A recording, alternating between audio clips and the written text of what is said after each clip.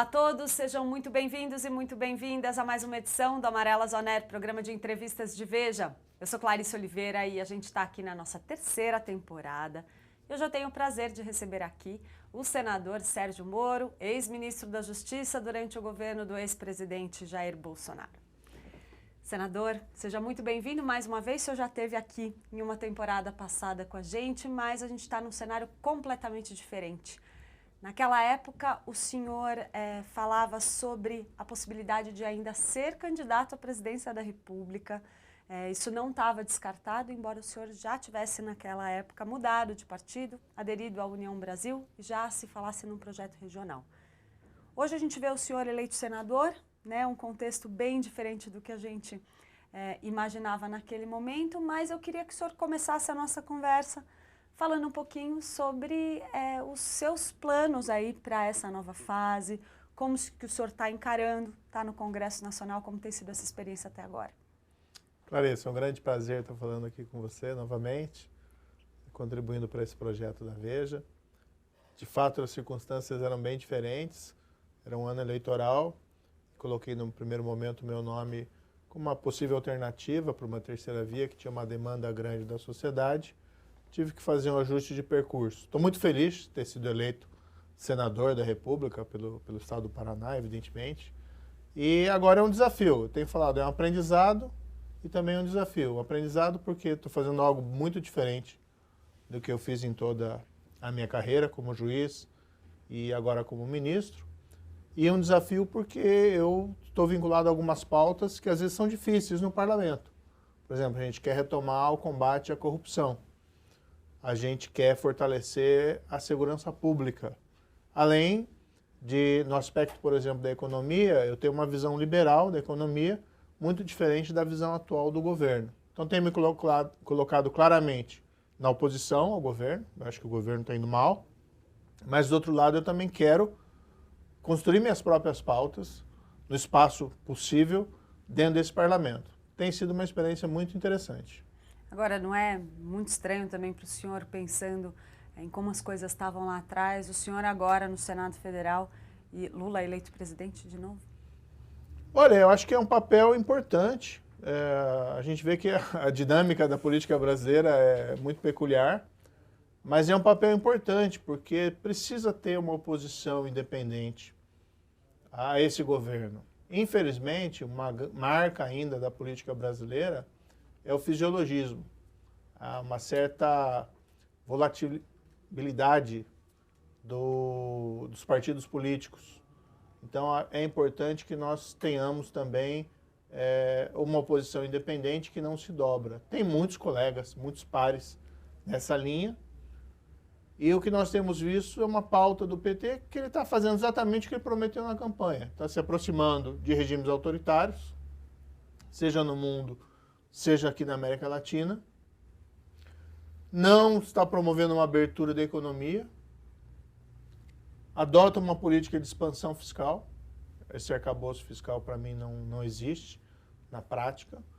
É uma promessa que não tem sanção, um projeto que não tem sanção, um projeto de intenções e ainda é insuficiente.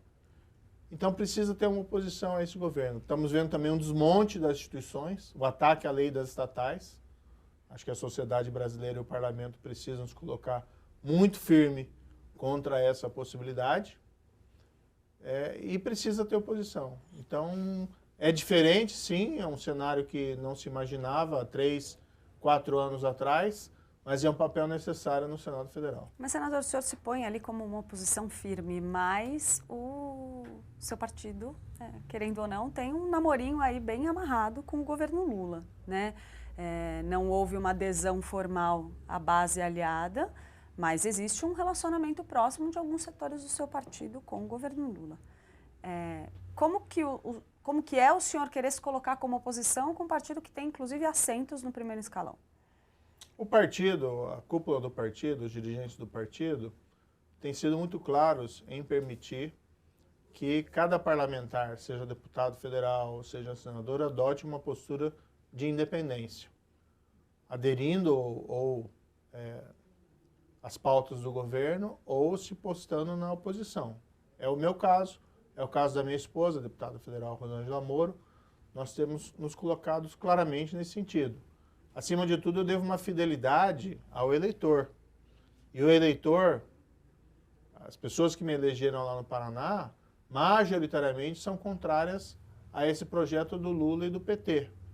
E assim, não é uma questão de fomentar aquele discurso de ódio, aquela oposição por oposição, mas é uma percepção que as pautas estão erradas. Mas, senador, o senhor fala de fisiologismo. Uma coisa que o senhor criticou agora é justamente fisiologismo.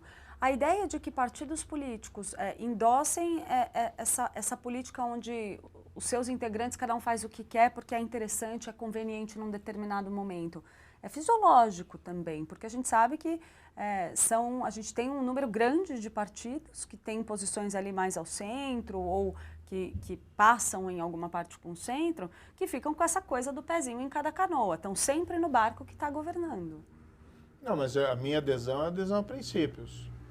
Então, quem quer que esteja dentro do governo, eu vou defender as mesmas pautas. O combate à corrupção, que é uma pauta difícil hoje, o fortalecimento da segurança pública, endurecimento, precisa endurecer a legislação penal. Eu estou muito preocupado, e depois eu acho que a gente pode falar um pouco mais sobre isso, sobre o avanço do crime organizado no país. O senhor teve, inclusive, esse caso que gerou um embate ali do senhor com o presidente Lula sobre o ataque do PCC que estava sendo orquestrado contra o senhor. E a gente teve, então, uma mobilização do senhor, inclusive, de apresentar um projeto para tentar blindar ali agentes públicos, né, dessa ação. Esse é um dos pontos dessa atuação do senhor? Exatamente. O que aconteceu? No final de janeiro eu fui informado pela polícia e pelo Ministério Público de São Paulo de que havia esse plano do PCC, de sequestro, retaliação contra mim e contra a minha família. Claro que aquilo deixa todo mundo assustado. Nos foi oferecida proteção pela Polícia Legislativa, pelos demais órgãos policiais, tem feito um excelente trabalho, inclusive a PM de São Paulo também tem colaborado, assim como a PM do Paraná. E, ao mesmo tempo, teve uma investigação que desmantelou aquele grupo específico. E que eu entendi, olha, nós precisamos apresentar uma resposta, a gente não pode se recolher, precisa ter uma resposta à altura dessa agressão. E veja que eu não conheço, Clarissa, na história da República, um plano do crime organizado para matar um senador da República. Isso é muito grave. Agora o presidente Lula disse que era tudo armação do senhor. Então, isso que eu achei engraçado, porque alguns até falaram que eu politizei. Eu não politizei nada. Quem politizou foi o presidente Lula, que na véspera fez uma afirmação grosseira e infeliz a meu respeito, né, dizendo que queria me ferrar com outra palavra. E do outro lado, no dia seguinte ao acontecimento, sugeriu que seria uma armação da minha parte, que seria algo... Agora, o senhor já tinha conhecimento dessa investigação envolvendo o PCC antes da entrevista que o presidente Lula deu ao 247, mas isso não estava público, né? Pelo menos essa informação que chegou para mim nos bastidores, que o senhor já tinha conhecimento, já tinha até solicitado escolta ali, né? Uma proteção maior por conta disso. E aí foram integrantes do próprio governo Lula que trouxeram essa informação a público, na sua opinião, com o objetivo de reagir a alguma declaração do senhor? Foi uma forma de tentar criar algum constrangimento? Não, porque quando foi naquela terça-feira que ele deu aquela declaração infeliz... Aí o senhor rebateu a declaração dele. Eu rebati, mas rebati muito ponderadamente. Não exacerbei o episódio, disse que era inaceitável que o presidente da República se pronunciasse dessa maneira, ferindo a liturgia do cargo.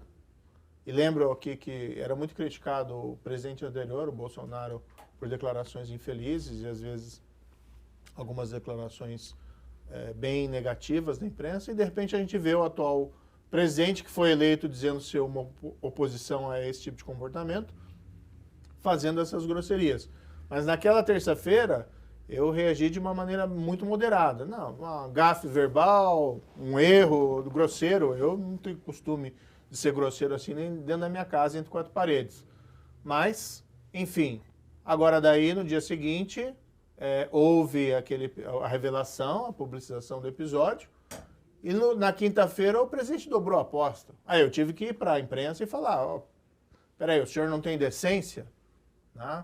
No fundo aqui, eu me lembro muito de um episódio que teve na época do macartismo lá nos Estados Unidos, que havia aquele senador Joseph McCarthy, e ficou famosa uma cena também que ele confrontando uma testemunha, ele é confrontado, por sua vez, por essa testemunha, indagando se ele não tinha decência. Um pouco nessa mesma linha, entendeu?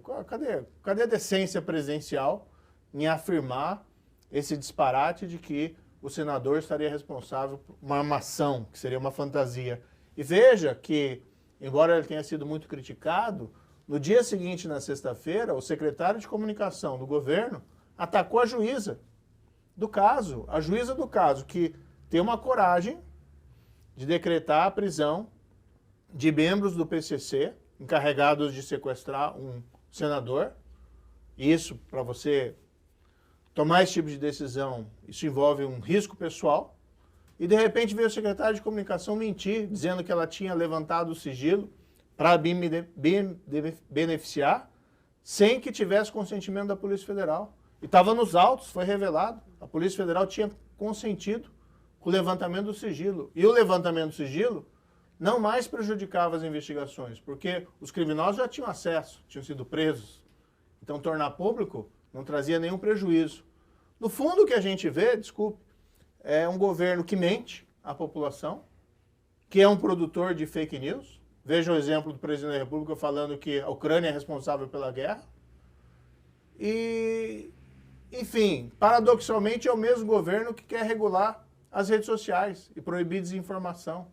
Então, quem que vai fazer isso? O governo? Nós vamos ter que começar a dizer agora nas redes sociais, na imprensa, que a Ucrânia é culpada pela guerra? Porque essa é a visão do presidente da República. Essa é a visão do atual governo. Nós vamos ter que começar a dizer que aquele atentado do PCC, o plano, foi uma armação minha?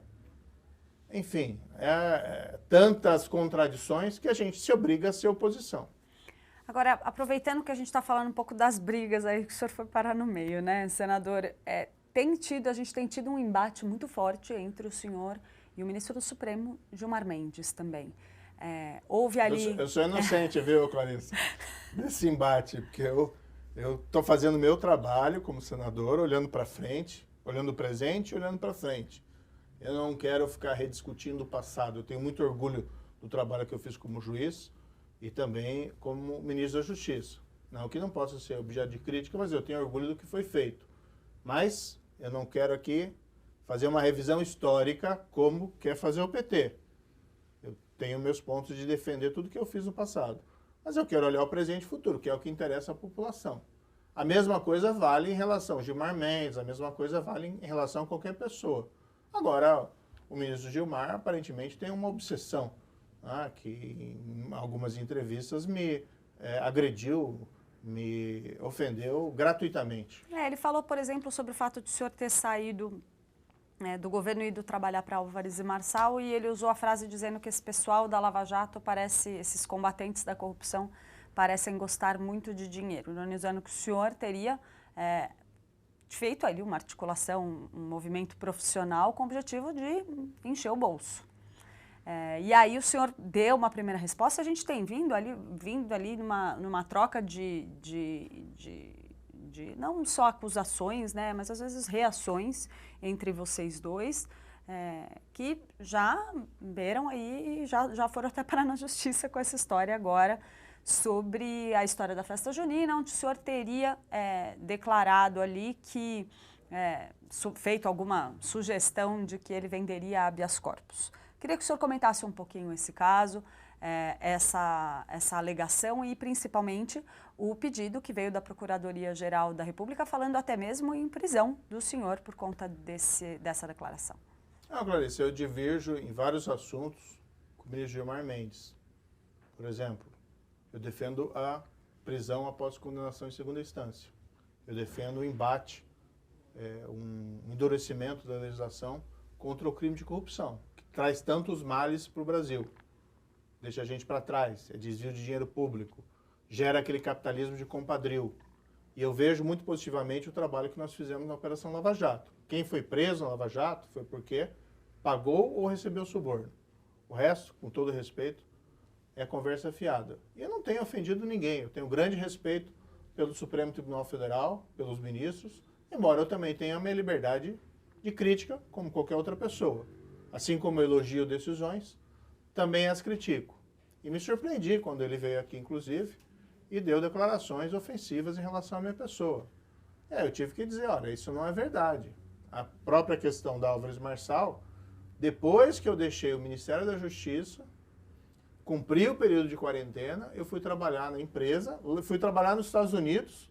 Meu contrato tem cláusula que eu não poderia trabalhar para empresas investigadas na Lava Jato e eu nunca prestei nenhum serviço, nem recebi nenhum tostão de empresa investigada na Lava Jato. Mas o senhor concorda que o simples fato de o senhor ter passado a integrar os quadros da Álvares e Marçal é uma marca importante, publicitária até para a empresa, para atrair contratos de empresas relacionadas à Lava Jato, por exemplo.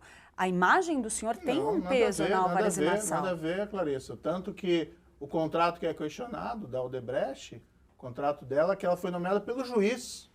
Não foi escolhida pelo Odebrecht, foi nomeada pelo juiz da recuperação judicial. Isso foi em 2016, antes da minha entrada.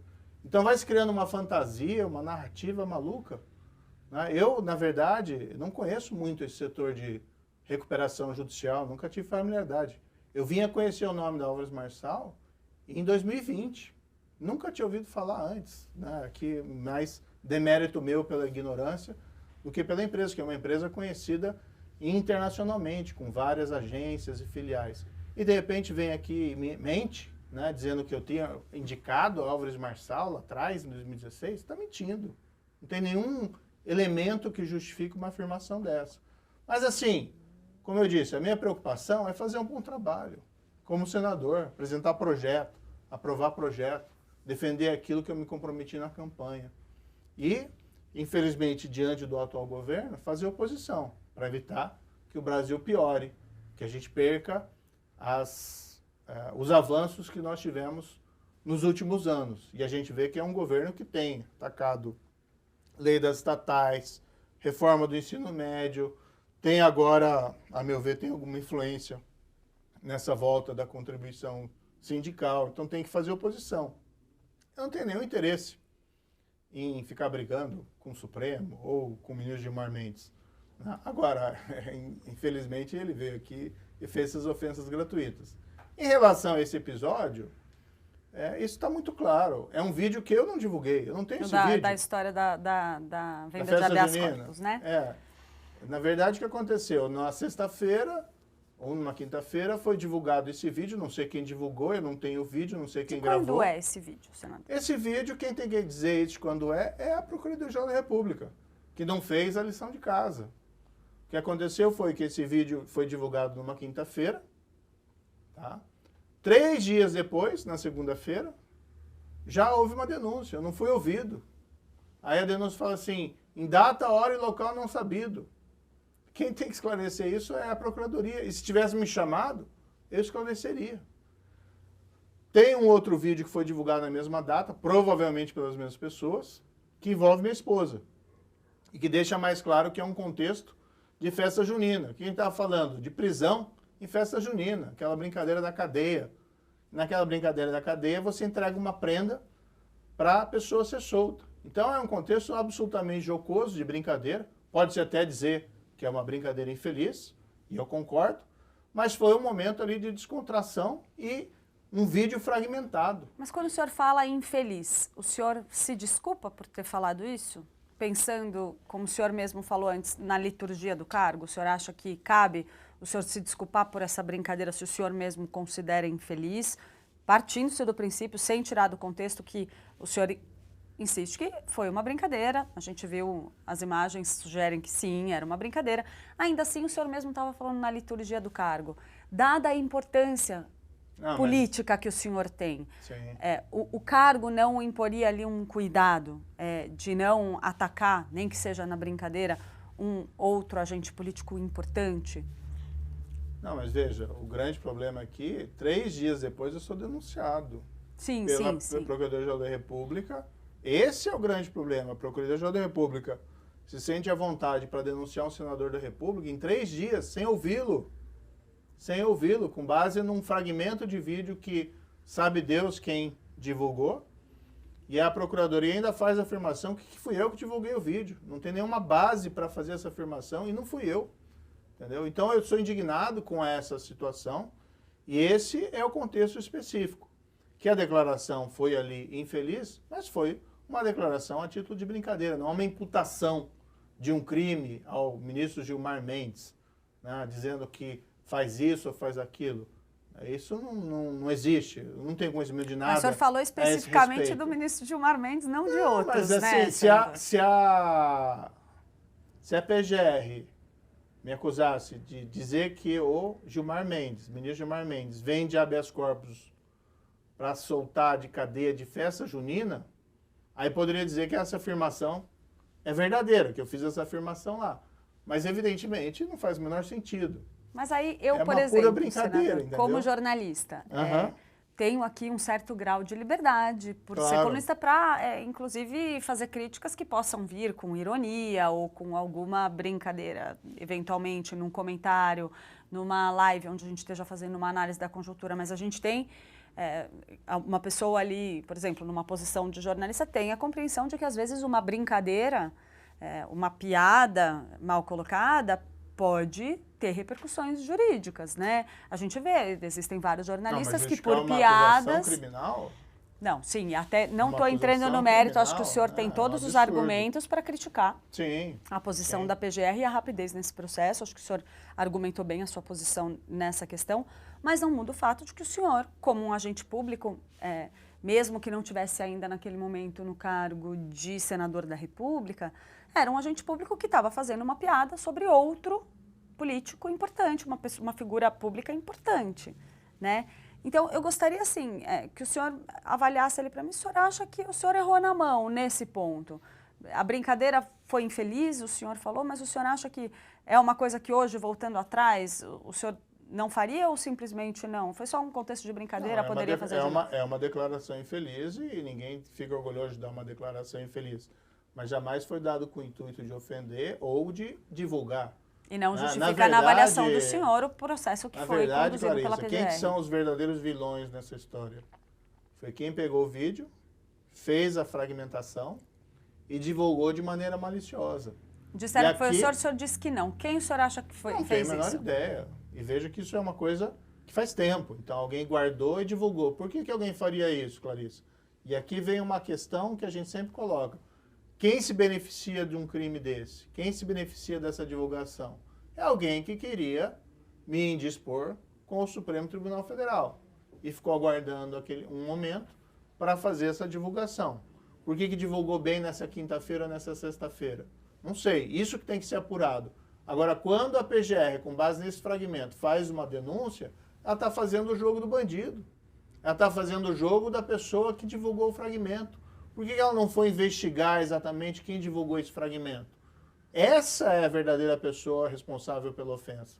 E não, no caso, eu lá que dei uma declaração infeliz, né? O que a gente pode eventualmente se desculpar é por dar uma declaração infeliz. Mas não se desculpar por ter caluniado alguém, porque eu não caluniei ninguém. Qualquer pessoa ali, estudante de primeiro ano de direito, sabe que calúnia tem que ser imputação de um fato determinado a outra pessoa.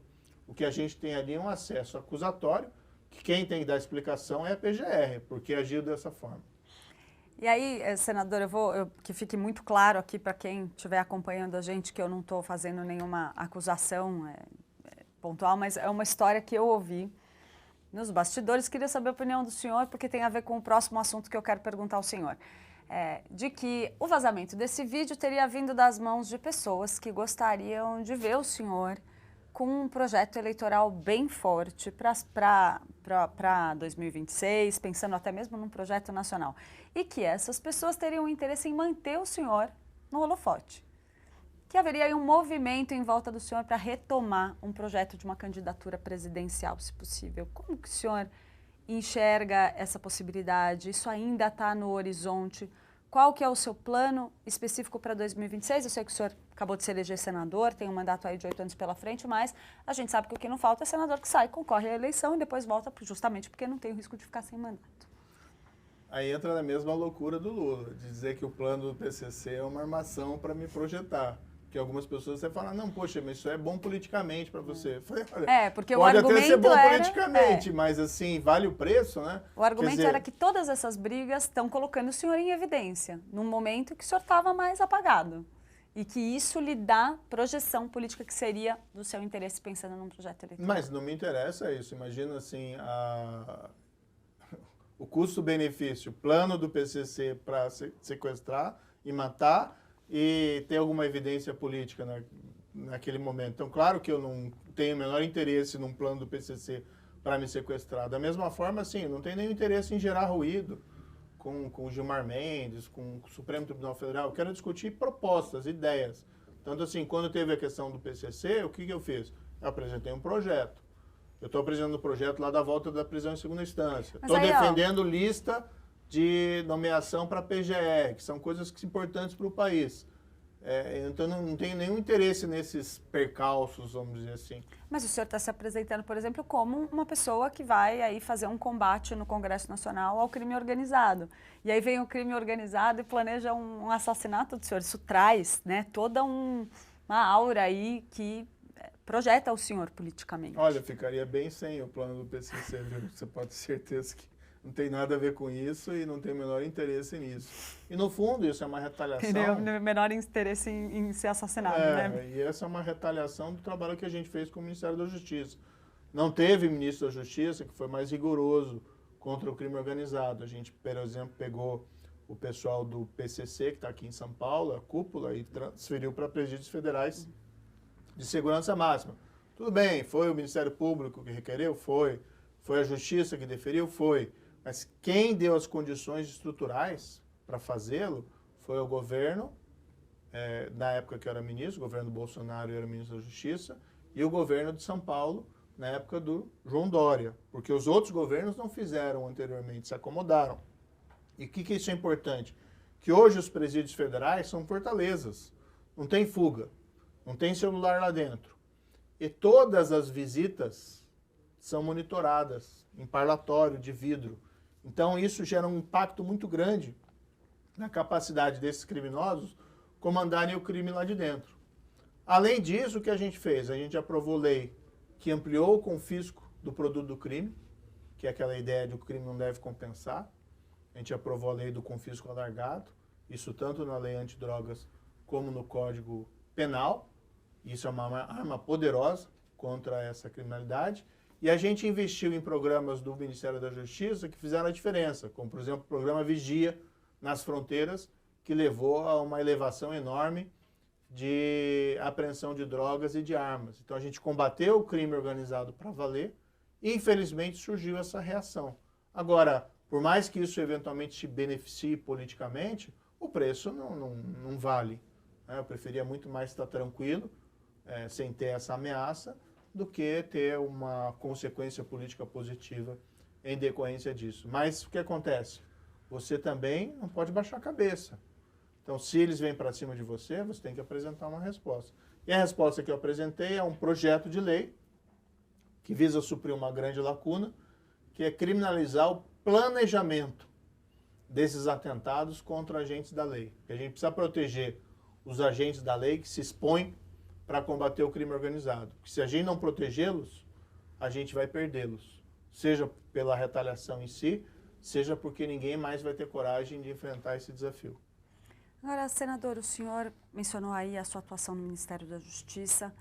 O senhor saiu ali com um discurso muito duro em relação ao presidente Jair Bolsonaro, fazendo acusações que renderam um processo na Justiça contra ele, uma acusação muito séria de interferência na Polícia Federal, onde a gente viu, eu estava inclusive em Brasília, eu cobria aquela coletiva do senhor naquela época, eu estava ali naquela plateia, eu estava lá, fiz toda a cobertura ao vivo ali no dia, e foi um momento muito forte. O que deixou muita gente surpresa foi ver o senhor fazer as pazes depois com o presidente Jair Bolsonaro, o ex-presidente Jair Bolsonaro, onde o senhor foi ali e participou de um debate, um debate eleitoral durante a campanha do ano passado.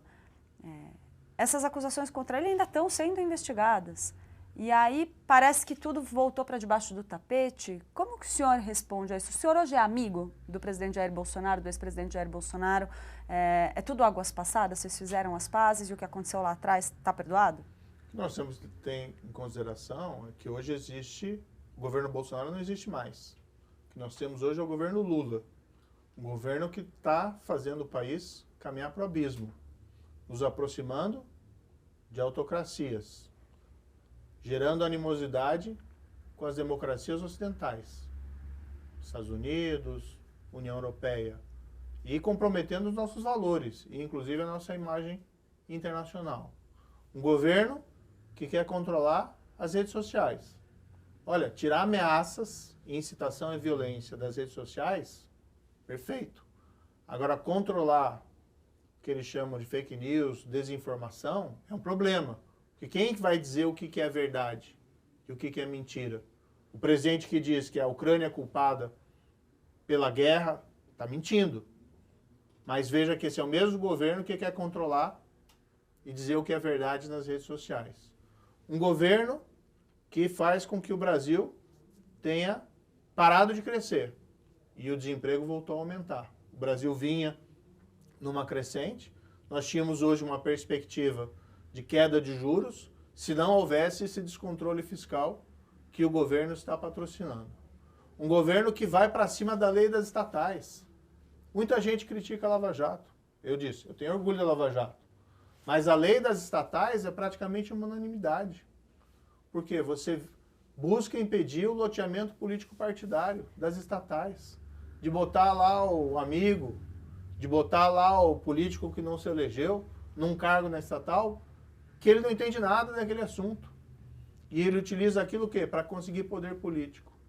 E aquilo foi uma grande conquista da sociedade brasileira e aprovada pelo Congresso lá em 2016, como uma consequência, de certa maneira, das revelações do Lava Jato, mas que tem uma virtude por si mesma, que leva à nomeação de quadros técnicos para as estatais. E o que você vê, o governo atacando isso, querendo acabar com essa limitação. Então, o que eu vejo aqui, Clarice, é um governo nos levando para um abismo. Nesse contexto, eu sou oposição ao governo Lula. Bolsonaro é oposição ao governo Lula. E quando nós tivemos na eleição lá de 2000, do ano passado, num primeiro momento, eu tentei construir uma terceira via. Tentei contribuir para isso.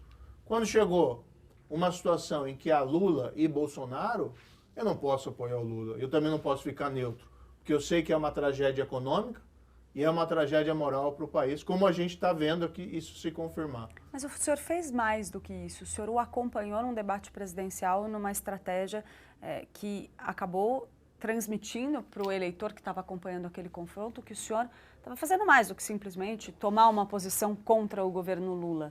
O senhor estava ali dentro quase da comitiva de Jair Bolsonaro, né? É uma postura. Então eu volto a fazer a pergunta para o senhor. Está perdoado? Porque a gente está falando de um presidente da República que o senhor acusou de cometer um crime, né? Então, ir contra o governo Lula justifica se associar a uma figura que o senhor próprio acusou? Não, veja, eu em nenhum momento eu retifiquei aquilo que eu disse no passado. O que eu disse no passado permanece. A interferência nas instituições é reprovável, a gente tem que buscar a autonomia das instituições. Veja hoje como é importante você ter um Banco Central independente. Se não fosse o Roberto Campos, a economia brasileira provavelmente já teria ido para o buraco. Então o senhor só era contra Lula, o senhor não é a favor do Bolsonaro, vocês não estão amigos de novo. Não, o que eu me aliei a Bolsonaro no segundo turno, dei o apoio, eu não passei a fazer parte da campanha, do comitê, não estou dentro ali do círculo próximo, mas agora a minha percepção é muito clara. Assim como no segundo turno o adversário é Lula, e o pior para o país seria Lula, com todas as ressalvas que eu posso fazer ao governo Bolsonaro, eu tenho certeza que seria melhor a reeleição do que a volta do governo Lula, com tudo isso que a gente está vendo. E os fatos estão confirmando, os fatos aí são coisas teimosas. Então eu não retifiquei aquilo que eu disse no passado, assim como o próprio Bolsonaro também me criticou lá atrás. Sim. E quando indagado, ele colocou, não, vamos olhar para frente, vamos olhar para frente. Inclusive, segundo o ministro Gilmar Mendes disse aqui, o próprio Bolsonaro teria dito a ele que, se pudesse voltar atrás, um erro que ele não teria cometido, segundo Bolsonaro, seria indicar o senhor para o Ministério da Justiça. E aí Gilmar Mendes veio com aquela frase de que Bolsonaro fez um grande favor para o Brasil, que foi, nas palavras de Gilmar Mendes, devolver o senhor para o nada. Não, eu sou senador da República. Eu sou senador da República, estou aqui defendendo o aprimoramento da legislação.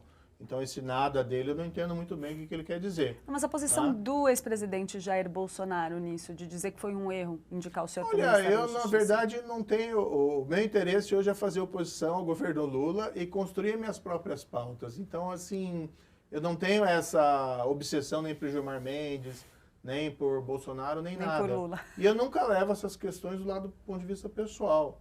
Então, se ele se arrependeu ou não se arrependeu, tal, é uma coisa que pertence ao passado. Mas vocês não conversam, não existe conversa É uma coisa entre que vocês permanece hoje. no passado. Assim como a questão da Lava Jato, embora eu tenha muito orgulho, é no passado. Eu não estou fazendo oposição ao Lula, por exemplo, dizendo que entendo que a anulação das condenações foi um grande erro. Foi um grande erro. Mas, assim, isso passou, está no passado. E o que a gente tem no presente é muito grave. É um país indo para o buraco numa gestão do governo do PT que tem feito as escolhas erradas. Na parte econômica, na parte internacional, na parte da moralidade, que esse loteamento é vergonhoso. A gente não vê mais ninguém ser investigado ou preso também por corrupção nesse país. Então acabou o combate à corrupção. E eles estão tentando criminalizar quem combateu a corrupção. Então tem muita coisa no presente para a gente se preocupar, para a gente ficar discutindo o passado. Se for para discutir o passado, eu não tenho nenhum problema. E os meus argumentos são bons. Né? Porque a gente sabe que a Petrobras foi roubada em 6 bilhões de reais durante o governo do PT. Isso ninguém muda, porque o dinheiro foi inclusive recuperado e as pessoas confessaram, as pessoas que pagaram suborno. E a gente vê outros países hoje com uma performance melhor do que a nossa. Caso aí do Peru, que inclusive obteve a extradição do Alexandre Toledo. Agora, o grande ponto, Clarissa, assim, o eleitor não me colocou lá para discutir o passado. Me colocou para discutir o presente e o futuro. E eu tinha assumido um compromisso com o eleitor paranaense de apoiar o Bolsonaro no segundo turno. Porque eles tinham a mesma percepção do que eu. A volta do Lula e do PT, e assim, não quero ir para um baixo nível nem nada, entendeu? Mas é um desastre para o país. É muito ruim. A gente está vendo o país retroceder e economicamente o Brasil está parando. O Brasil é muito forte, vai sobreviver ao governo do PT, mas a gente vê a quantidade de oportunidades que a gente está perdendo com escolhas erradas. Contra a lei das estatais, fim do ensino médio. Eles estão acabando com a reforma do saneamento, a lei do saneamento, meu Deus do céu. Né? Isso que foi... o governo Bolsonaro foi muito criticado, mas teve coisas positivas. A lei do saneamento, por exemplo, todo mundo elogiou na época. O Temer foi muito criticado, mas teve coisas positivas. A reforma do ensino médio foi uma delas. O teto de gastos foi outro.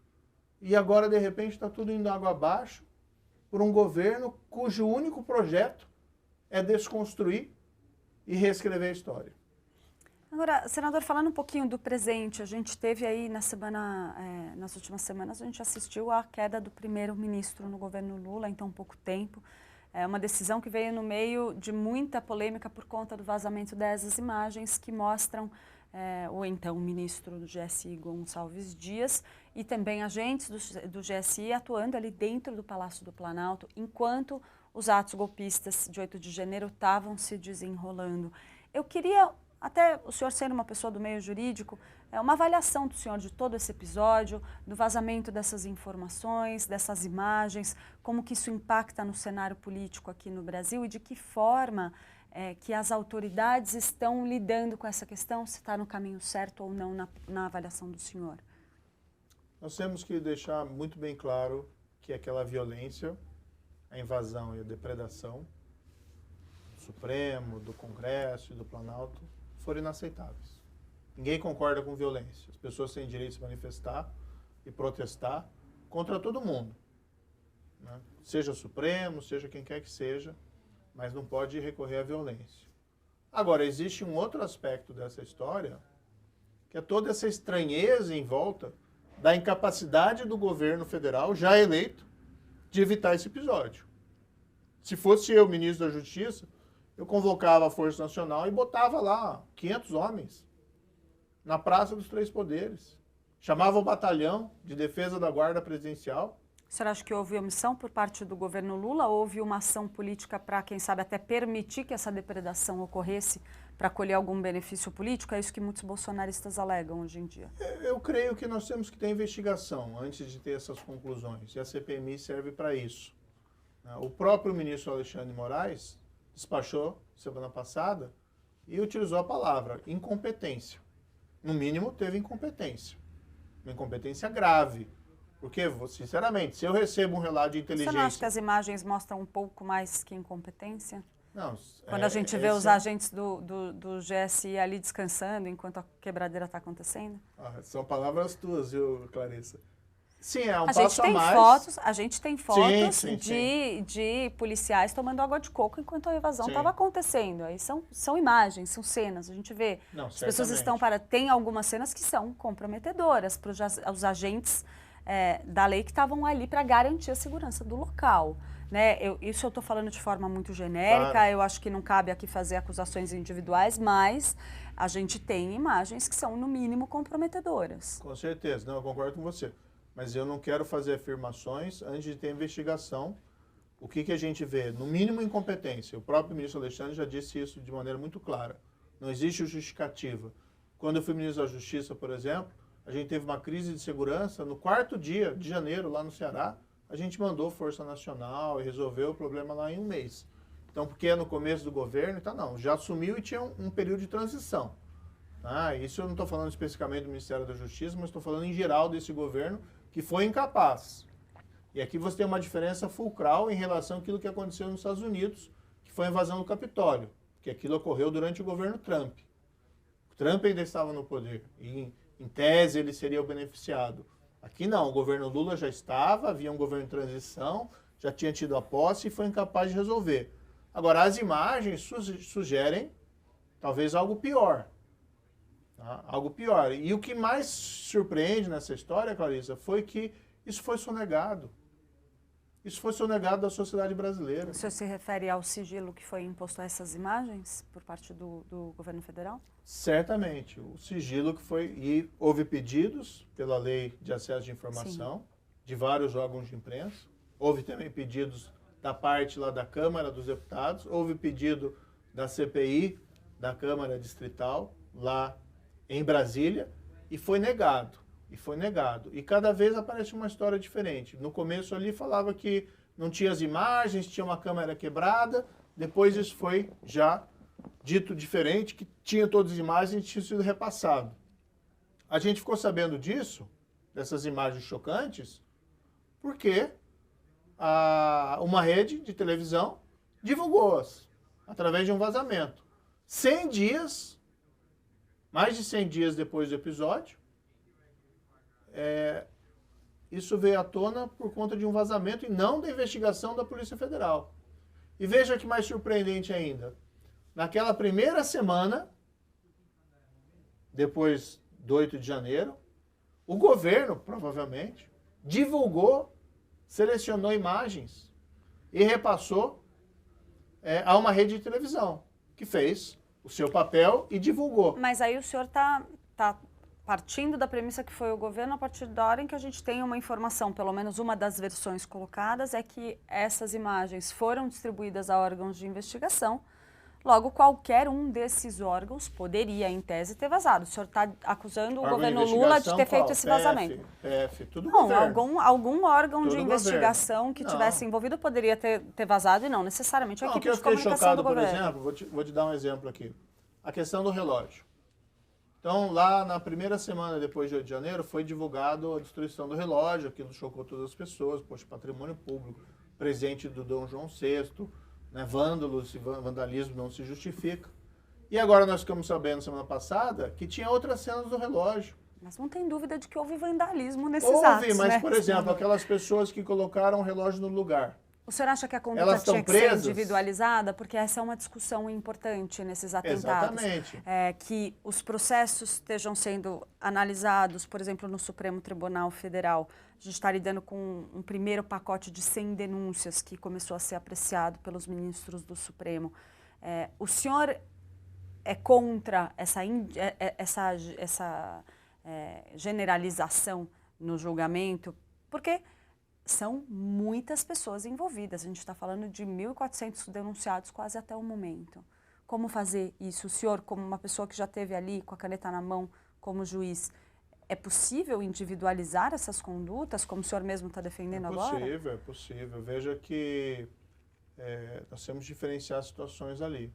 Pode até ter uma denúncia coletiva, né, contra mais de 100 pessoas, mas tem que saber, a pessoa é um dos invasores? Sendo um dos invasores, é uma das pessoas que depredou, que praticou vandalismo ali dentro? Não, mas acredito que o Supremo e os órgãos de investigação estão fazendo um pouco Ou dessa é uma triagem, pessoa, né? não sei. Esses 100 primeiros são as pessoas que ainda estão presas por conta de uma série de critérios, Ali né? é outra situação. A pessoa que simplesmente se manifestou. Você pode achar, olha, eu acho que manifestar daquela forma é errado. Pode até entender alguns lá O que senhor acha errado criminosa. ou acha certo? Porque a gente sabia que muita gente ali estava fazendo convocações pedindo um golpe. Sim, você pode até dizer que essa convocação é criminosa. Agora, uma A coisa é a pessoa que vai até pessoa lá que fez seguindo a essa manifestação, outra coisa é a pessoa que invadiu e outra pessoa que invadiu e depredou. Por exemplo, E a pessoa que pagou a manifestação também, que não, evidenciou. essa é uma outra história. Mas aí, por exemplo, aquelas pessoas que tentaram arrumar o relógio. É evidente que aquelas pessoas que tentaram arrumar o relógio não queriam, ou pelo menos aparentavam não querer, depredar nada. Não que estar ali também se justificasse. Agora, essas imagens foram passadas ao Supremo? Parece que não. Porque o ministro Alexandre despachou também nesses últimos dias, pedindo que as gravações fossem na íntegra ao Supremo Tribunal Federal. Alguém, por exemplo, avisou o ministro Alexandre de que alguns daqueles manifestantes, que podem ser inclusive as pessoas presas, tentaram evitar a depredação? Porque isso é um dado importante para a individualização dessa responsabilidade. Então é muito grave essa conduta do governo de ter sonegado as gravações. A gente não sabe ainda se sonegou só da sociedade ou se sonegou também do Supremo Tribunal Federal, ou se sonegou da Polícia Federal. Ou se aquilo foi para a polícia, será que ninguém percebeu em 100 dias de toda aquela gravação que tinha um ministro do GSI passeando no Palácio do Planalto? Como é que isso não foi informado ao Supremo? Como é que isso não foi revelado à sociedade? Como é que nós tivemos conhecimento disso apenas por um vazamento? Então não é só investigar o 8 de janeiro. Hoje na equação é um dos pontos importantes. Mas tem o desdobramento do 8 de janeiro. O governo sonegou informações da sociedade e nós não sabemos até que ponto estava realizando uma apuração apropriada desses fatos. Claro, não Mas cabe a gente aqui não nós está um pouco no concluirmos campo nada. da especulação, senador? Porque, pensando assim, não estou dizendo que foi isso ou que não foi, mas pode existir um argumento de que, vamos supor, o governo diz que o GSI repassou essas imagens aos órgãos de investigação, mas não as tornou públicas para a imprensa, porque isso pode provocar uma interferência na investigação. Se as imagens tiverem sido fornecidas aos órgãos de investigação, em tese, o papel do governo não estaria cumprido aí? Não, porque os órgãos de investigação não alertaram, até onde eu tenho presente, o Supremo Tribunal Federal da presença do ministro. Não alertaram a sociedade, eles teriam que comunicar um fato relevante. Sim. Como é que não perceberam o ministro lá passeando? Então é especulação, mas tudo bem, vamos fazer a CPMI para a gente conseguir elucidar todos esses fatos, para entender, foi passado realmente todas as gravações para a PF? Sim ou não? Não sabe ainda, porque cada hora vem uma versão do governo. Se foi passado, por que em 100 dias a PF não detectou esse fato e informou as autoridades? Ou se detectou esse fato, o que foi feito com essa informação? Tudo isso tem que ser revelado pelo governo. O governo, infelizmente, né, às vezes tenta ocultar aquilo que é negativo para ele e divulgar aquilo que é positivo. O papel do Congresso, o papel da imprensa é informar a sociedade para tirar suas próprias conclusões.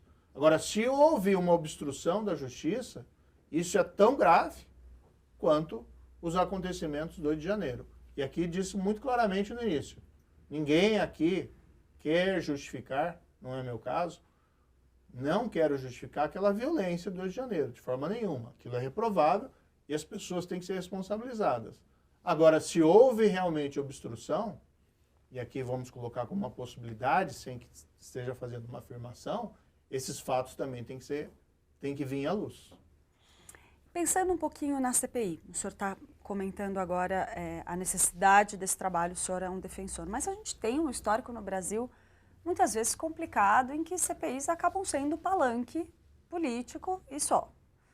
Vira uma forma de se colocar a boca no trombone e não necessariamente essas investigações geram resultados práticos. A gente pode ver, por exemplo, uma CPI tão importante como a que tratou da pandemia de Covid-19. Né? Os resultados custam a aparecer. O senhor, como uma pessoa vinda do meio jurídico, o senhor acredita na CPI como um mecanismo eficiente de investigação? O senhor acredita que é possível que ela dê de fato resultado ou ela acaba sendo só um palanque político?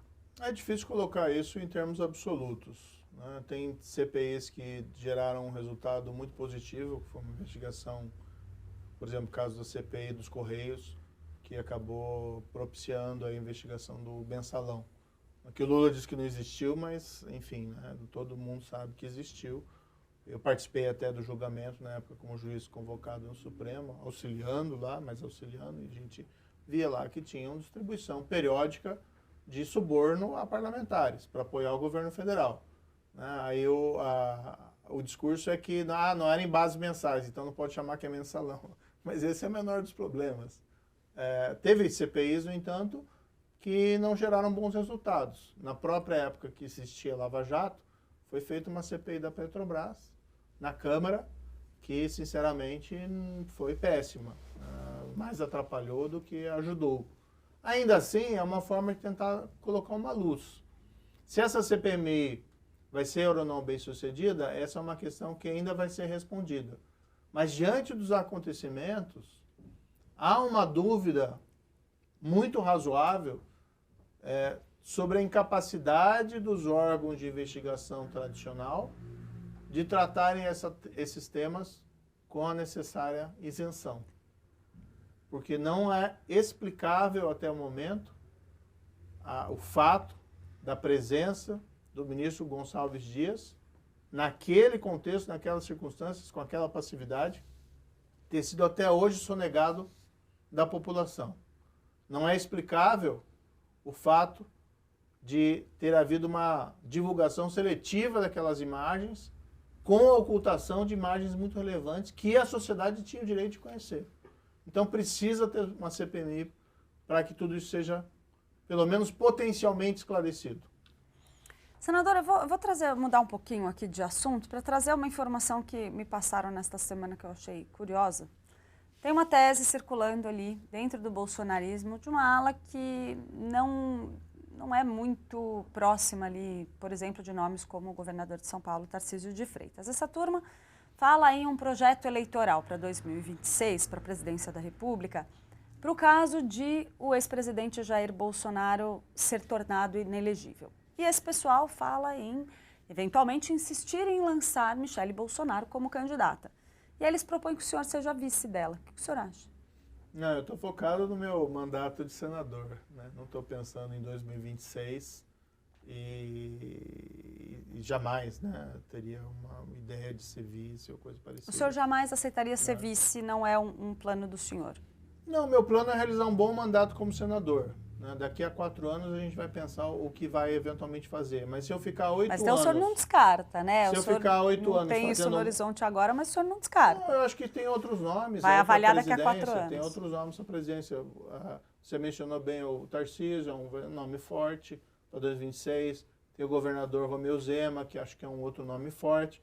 Mas, no fundo, por exemplo, a gente também nem sabe se o próprio Bolsonaro, ainda que permaneça elegível, se ele vai querer concorrer, né, a presidente. O senhor pode ser vice do Jair Bolsonaro, se vocês fizerem as pazes, por exemplo. Não, acho que é muita especulação, entendeu? O meu interesse é fazer um bom mandato de senador.